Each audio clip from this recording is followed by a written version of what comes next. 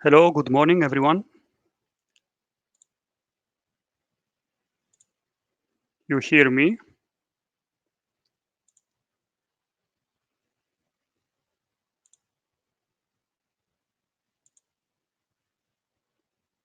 Okay, good.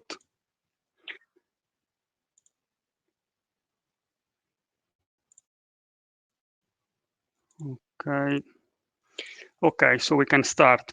Good morning, everyone. Thank you for joining this online event about hydrogen. My name is Francesco Valle, and I worked for now 10 years in the field of hydrogen and fuel cells. So hydrogen today is a topic that became very popular, especially in the last few years, because it can help to decarbonize a significant part of our energy system.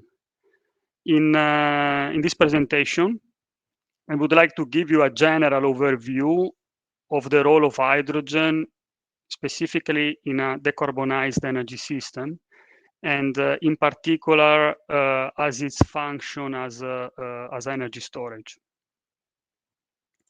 So in this presentation, first of all, I will explain why do we need to store energy. Then we will see the main requirements that an energy system, energy storage system needs. Then I will do a brief review of the available technologies, focusing mainly on batteries and hydrogen. And then I will present some case studies where I will compare in some applications the use of batteries and hydrogen. Finally, I will draw some conclusions. So first of all, why do we need to store energy? So we are all aware that we need to stop using fossil fuels as soon as possible, and this due to environmental and availability issues. And on top of that, from recent news, we also learned that we learned very well that also the geopolitical factor can be a quite relevant issue. And the only sustainable alternative are renewable energies. So to move from the current energy system to a completely new one based on renewable energy sources will not be an easy process. There are some important challenges that we need to face, and one of them is how to harvest all the amount of energy from renewable sources that we need, and another one that is the focus of today's presentation is how to store this energy. So how we see in the graph on the right, the power generation by renewable energies is increasing exponentially, and together with it, the need to store it. So this is a graph that goes up to 2019. It's a bit old, but the trend is continuing exponentially. And with the renewable energies, the need to store energy is particularly critical because of two factors. So one is their availability, and the second one is their energy form, so the form of this specific type of energy. So I will explain those 2 points in the next slides. So most of the renewable energy sources are alternative. So it means that they are not always available when we need them. And sometimes a lot of energy is available when we don't need it. So for example, in summer, we have the availability of a large amount of solar energy, but some of this energy then will be needed in winter, for example, to heat the buildings. So here we can see on the top here, this is an example of renewable energy generation within a year. So this mainly includes solar and wind. And below, we can see a gap between the time when the energy is generated and when it is used. So this gap can be in this study published in Nature Energy, They want to quantify this gap, and in this case, it can be in the time step of hours, but also days or even different seasons. So as I was saying before, from summer to winter, or the opposite in some cases. So now I will talk about the form of energy that is harvested from renewable sources, and I will compare it with fossil fuels. So in this slide, now we are talking about fossil fuels. This is a simplified schematic of an energy distribution system from the primary source on the left to the end user that represents the demand of the energy on the right. So what we need to do in general in energy system, we need to balance the system or balance the grid, as we hear sometimes. So we need to match demand and offer of energy in this case. So in this case, we have fossil fuels as a primary energy source. And the energy demand, no, on the right hand side is in general is always variable. So it can be estimated, but in general, the supply needs to adapt and in order to balance the grid. With fossil fuels, this is fairly easy, at least from a technical perspective, because fossil fuels are almost in a ideal form of primary energy. They are available underground in a form that is almost ready to use, in a form that has a high energy density, and that is also let's say, in a storable form. So this is a significant advantage of fuels in a molecular form, like hydrogen as well, that they can be stored in the form where they are. We can use then we have the possibility to use the fossil fuels directly, or we can convert it in electricity. But in both cases, we have the possibility to control the energy flow. So this is a very simplified schematic. In reality, also with fossil fuels, despite we are able to control the energy supply, we need to store this fuel in order to guarantee the availability of the amount of energy that we need, and also in the location where we need. So a disruption of the energy availability, like the one that is happening now, for example, with the war in Ukraine, is an effective example of how important the storage of energy is, and also in the case with traditional energy sources like this one. So, as we saw in previous slides, the renewable energies are an alternative energy source. So in this case, both the supply and the demand are variable. Moreover, renewable energy sources are mostly harvested in the form of electricity. See, for example, the photovoltaic panels, or also wind turbines. And here, electricity, so by definition, is motion of electrons. It is a flow that has to be used instantaneously. So energy cannot be stored in this form, like with the molecules. Consequently, we have two choices here as well. So one is to use the electricity exactly in the moment when it's produced. So we need to be lucky to have a good match between the offer of energy from renewables and the demand from the end user. The second possibility is to store it. And as we saw in previous slides, the second option is very often a necessity. And this is why storing energy is a very critical requirement in energy systems, especially when they are based on renewable energy sources. So now let's have a look at the main requirements for an energy storage system. So we already mentioned some of those requirements in the previous slides. What is important here is to understand that that those requirements are more or less important depending on the application. So we cannot really rank them.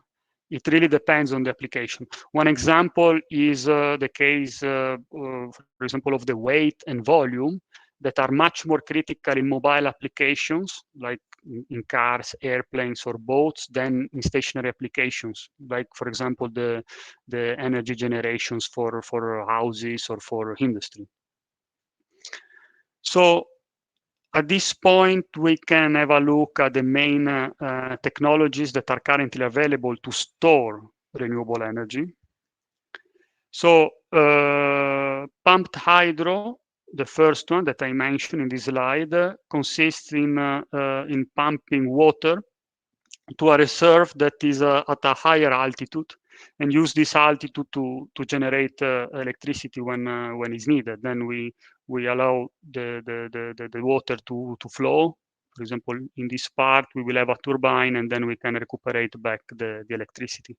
So this method is very old traditional method to store energy, is very efficient, allows the storage of big amounts of energy, and also for weeks.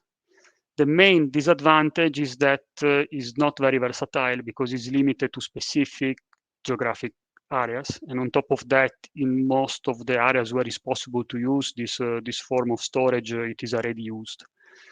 Then the second block, we have batteries. So batteries are also very efficient technology. They are very versatile, maybe the most versatile technology, and because it can be used in a very wide range of applications. And among the main disadvantages is the duration of the storage, and also the supply chain of some materials that are used in their manufacture. Then the third block, we arrive to hydrogen.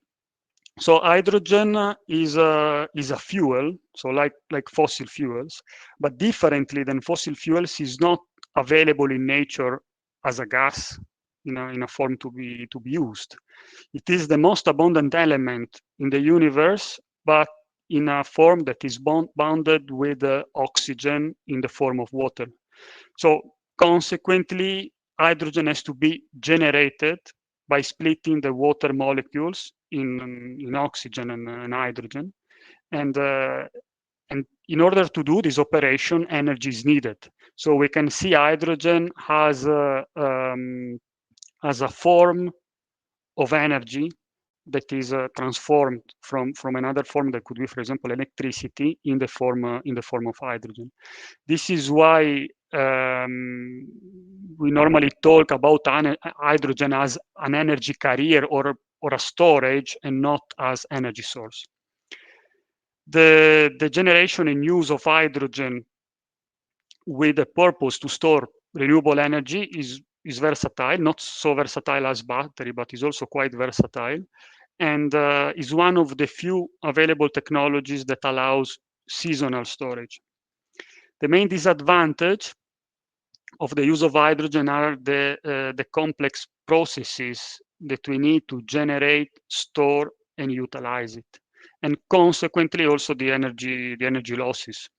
So I will talk in the next slides about this a bit more in detail. Now we can move to next block, that are the synthetic fuels. Just the last thing about hydrogen, I also included here ammonia, that is a molecule that has a big potential to simplify the transport of hydrogen, but in general, all the considerations that I mentioned are valid in both cases. So last technology in this list is the use of synthetic fuels. So synthetic fuels are linked with hydrogen because you need hydrogen, first of all, to make those fuels. They have many of the advantages of fossil fuels and can be used in many of the current internal combustion engines, for example, also in turbines and so on. The main, so that would be a very good advantage to have this type of fuels. The main disadvantage is that they need CO2 to be made. So in order to have a net zero cycle, the same amount of CO2 that is emitted during their combustion has also to be captured by the atmosphere, from the atmosphere. And in this process that is known as a CCS, carbon capture and storage, is still under development. In these years, we have the constructions of the first plants, but is not a commercially available technology for the moment.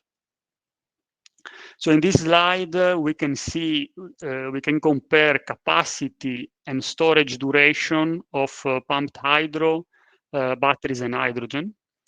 It is clear that hydrogen has a big advantage, both for the long-term storage and also for the capacity. So now we can have a look on how it's possible to generate, use, and store green hydrogen. So now we'll talk about green hydrogen, that is the hydrogen that is obtained from renewable energies, because it's how we started this discussion. It can be also obtained from other primary energy sources, including the fossil fuels, but this process, of course, has the drawback of the carbon emissions.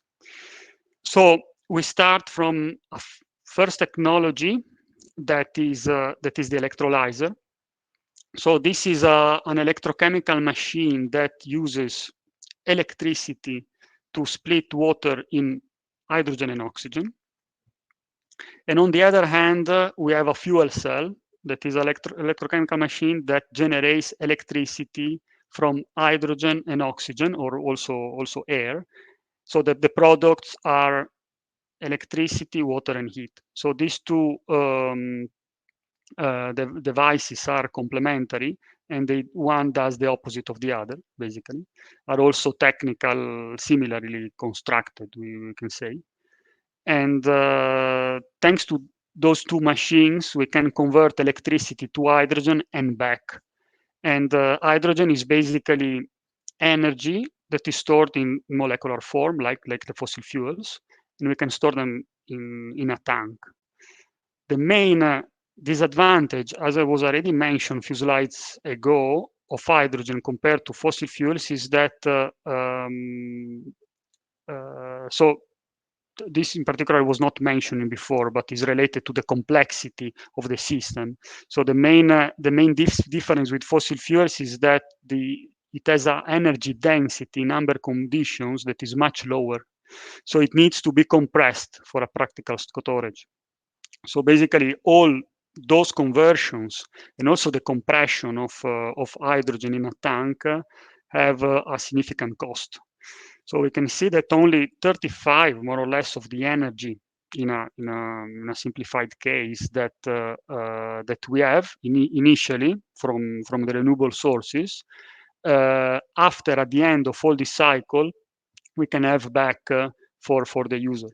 So this is considering only electricity. Then if we consider all the energy, and for example, we take also advantage of the heat that is generated by the fuel cell, we can reach also 60%.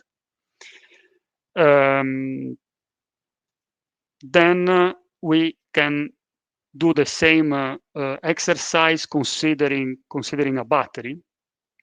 So if we use a battery to store the same electricity, as we know, the process will be much simpler. So we just need to charge the battery and discharge the battery.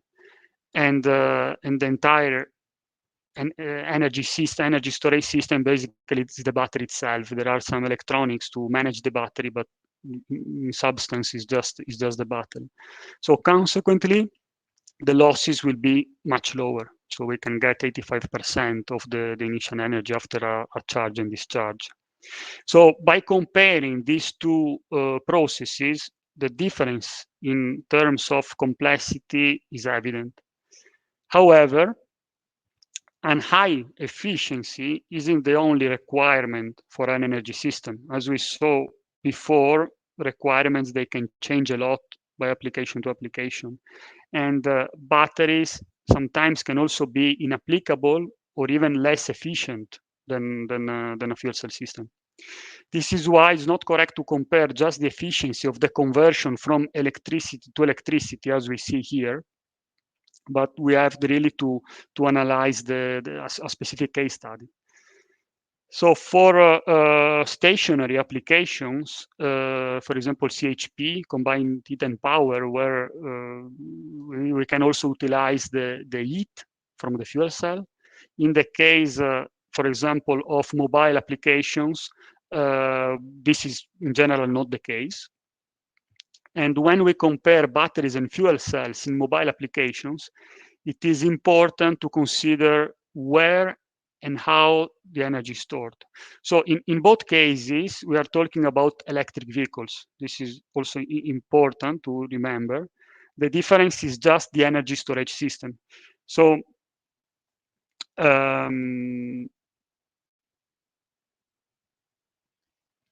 this part, the part that is now highlighted, is the part of the system that has to be installed on the vehicle. So in a battery electric vehicle, the energy is stored in the battery. In a fuel cell electric vehicle, is stored in the hydrogen tank. Now, if we take also in consideration the grid, here we have a need in a mobile application to store energy in our car, because we need to use the car and we are disconnected to the grid when we use our car. But we need also to store the energy within the grid. So if we take into account also the side of the grid, in the case of the battery, we will need a second battery in order to balance the grid within the grid. In the case of a fuel cell system based on hydrogen, we will have our fuel cell electric vehicle with the fuel cell and the tank, and in the grid the electrolyzer and another tank. So basically, we don't need in this case to double the entire energy storage system. But for example, electrolyzer and fuel cell, they will just stay one electrolyzer and one fuel cell. So if we can have a look, just the same considerations, but focusing a bit more on the vehicle. So here we have a comparison of the powertrains of a battery electric vehicle and a fuel cell electric vehicle. Those now the parts that are highlighted are the energy storage systems in the two cases. And those are the parts where the energy is actually stored. So as we said, in the battery is the battery, in the fuel cell system are the tanks. So basically, if we want to double the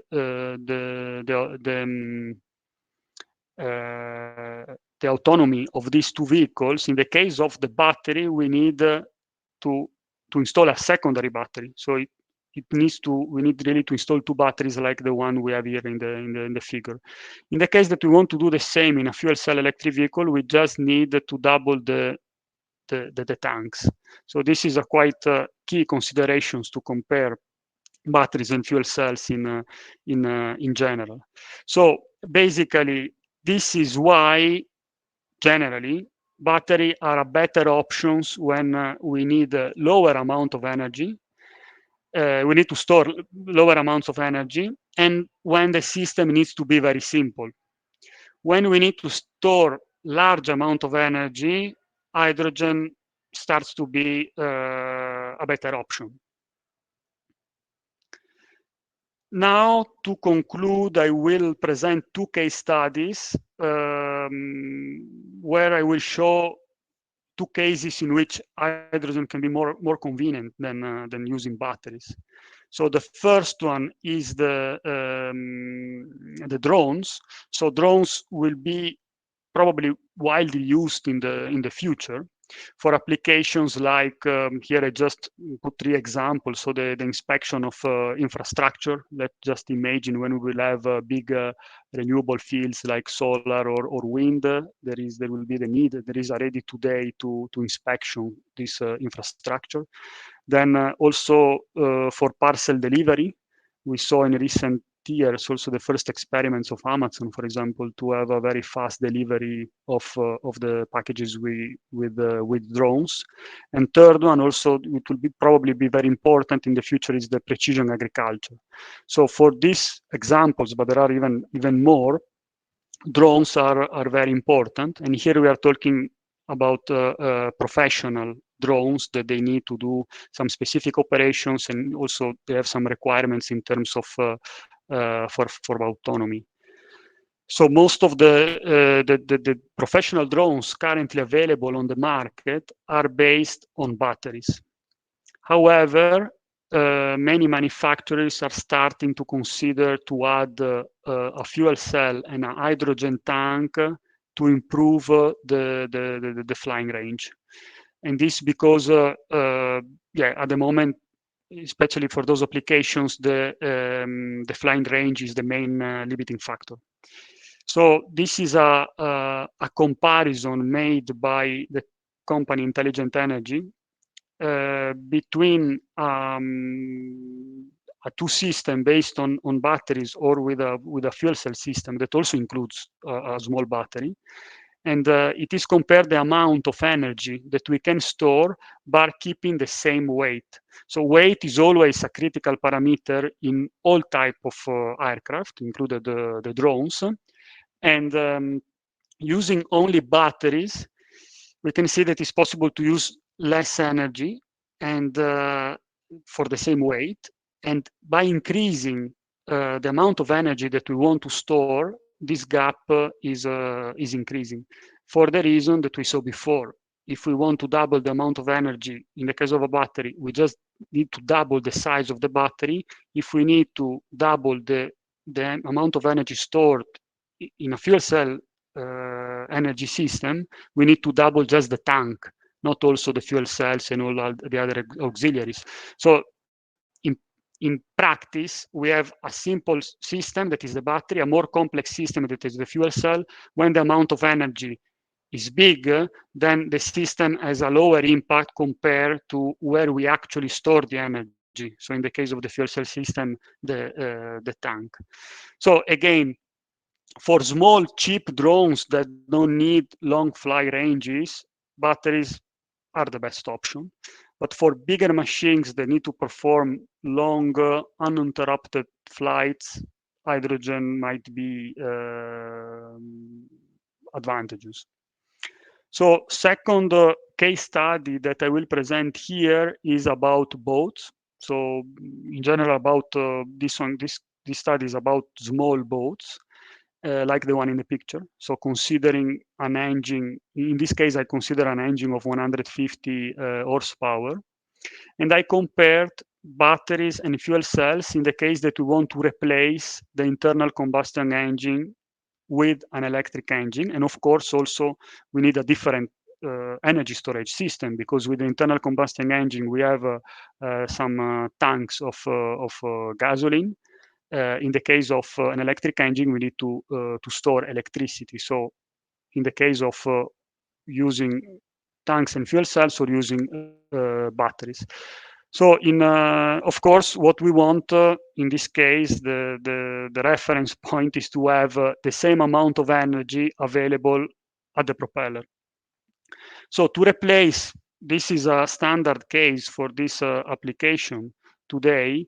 I consider two tanks of 110 liters of gasoline, and to have the same energy at the propeller, and we want to use batteries. We need 17 battery packs that we have in BMW i3. So one battery pack is in one car. In this case, just to have the same amount of energy at the propeller, we need 17 of these big batteries. In the case that we want to use fuel cells, we will need Toyota Mirai fuel cell system with 14 tanks. Let's consider that in a Mirai first generation we have 2 tanks in the system, so it's 7 times more storage than what we have in a car in this case. So we can see here clearly that using gasoline is definitely the best option, except for the issue of the emissions. However, the fuel cell system is 70% smaller and 80% lighter than using a batteries. So now it's time to draw some conclusions. So first of all, we understood that hydrogen has a high potential for storing renewable energy. Then we also understood that there is not really a best technology, but the best technology really depends on the specific application. This is very important to learn. Very often there is a fight between people that is working for one technology or for the other, or people that is believing in one technology or the other, and both they have reasons. The point is that we have really to compare the two in one specific use case. And then third point is that, as I mentioned at the beginning of this presentation, the decarbonization of our energy system will be a very tricky challenge. And then we will not be able to have a single silver bullet technology that will solve all our problems, but we will probably have different technologies that will be integrated in our system. So with this, I conclude. I thank you for all for the intentions, and if you have questions now, I think we have some time for that. I can answer to your questions.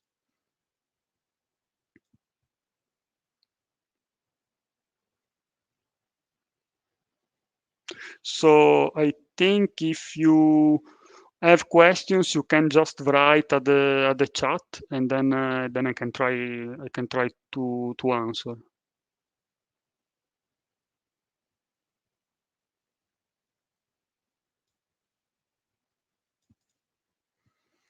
So first question is, from your perspective, what is needed from policymakers in regards to regulations to support hydrogen energy storage? So I think that today we have a significant support from policymakers to that technology. I think that even at political level now there is the understanding that there are some sectors, the ones that are called hard to abate, that are difficult to decarbonize, and hydrogen has a particular advantage for that, as we saw.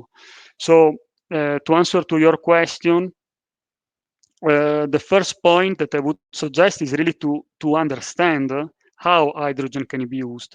This is already complicated from a technical point of view.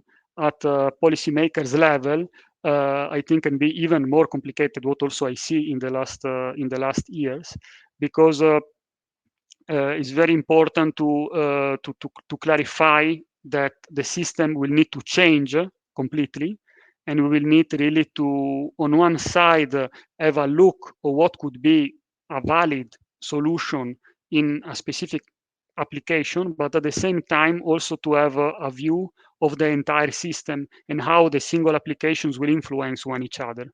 So I think that the best way to support energy storage is to improve, first of all, the understanding of how not only one part hydrogen, but also batteries and other technologies can be optimized in our future system. So another question is, could hydrogen storage ever be used for household supply? Isn't storing hydrogen quite risky under pressure? So there are applications already some years ago. I think maybe now, if I'm not wrong, even 15 years ago, they started in Japan, big funding to have systems for the use of hydrogen in the houses. There are some issues. One of them, in particular, you're asking about the risk of hydrogen under pressure. It depends a lot at which pressure it is stored. In general, here, for the current technology, the main problem is not the risk, but the cost. because if we need to store energy at high pressure, as it happens in automotive industry, we have a safe technology today, but it can be expensive. So it's not always worth to use the same technology in the houses, but storing hydrogen at lower pressure, I think that is possible in a safe way. Another issue is if it's worth to use hydrogen and not electricity if the house is connected to the electrical grid. This depends to many factors.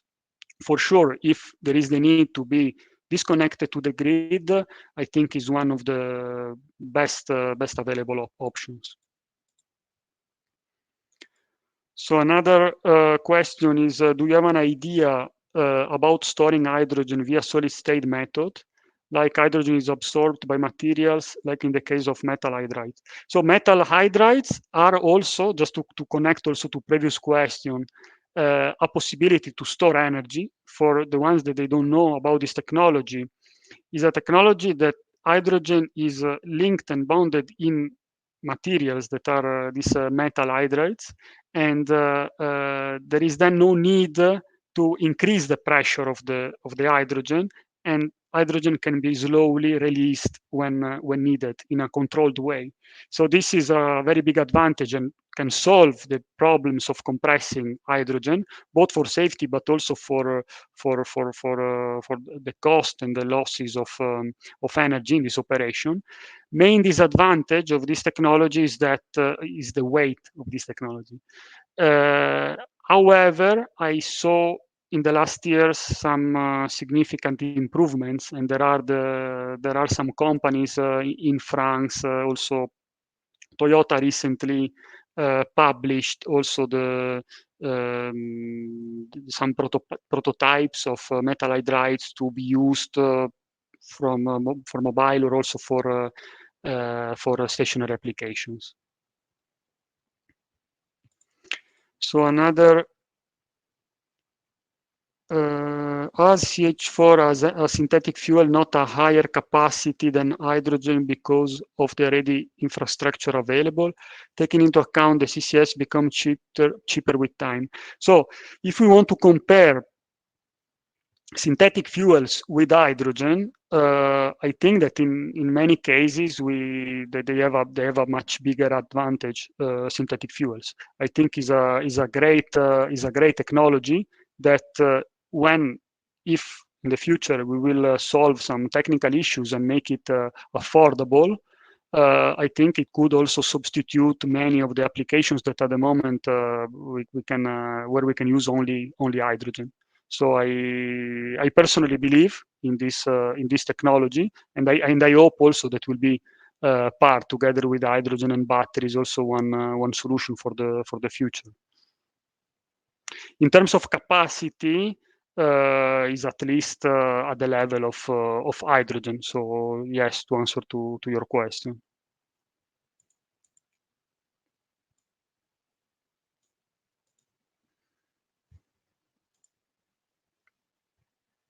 Okay. Let's see if we have other questions. So another question is, what challenges do you see with energy system integration, and how can we create a pathway towards a hydrogen economy? So pathway towards hydrogen economy, there was a big discussion already when I started 10 years ago, more at technical level, about how to make it real. And I see the same discussion that now is replicated at this time, fortunately, a political level. So at least there have been some steps in between. And one of the main challenges here is the chicken and egg problem of infrastructure and the technology for example, in cars or for houses and so on. So this is for sure one big challenge. I hear many times people that work in the infrastructure that they say, yeah, we are limited because others, they don't make cars or don't make systems for hydrogen generations for homes and so on, and the opposite from the other side. So it's very difficult to to start this. Is not always possible to start step by step because we need really to enter in this hydrogen economy. So this is for sure one of the main challenges that we have at the moment. I think that one possible solution for that is to start with specific sectors that are a bit more controllable, and then when we will start to have availability of hydrogen and prove also in a wide scale the technology, then it can be easily extended also to other applications.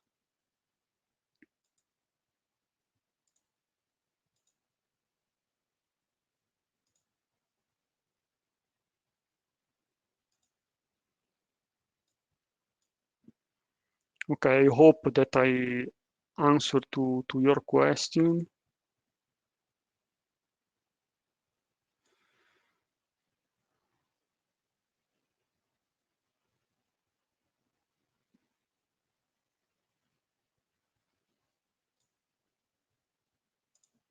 Okay, so if there are no other questions, I thank you for the attention, for all the ones that they managed to stay until the end of the presentation, and also for the questions. They were quite interesting questions, and then I see that that it was. I hope it was useful for you this presentation to have at least a generic overview of the use of hydrogen. So I thank you all. Bye.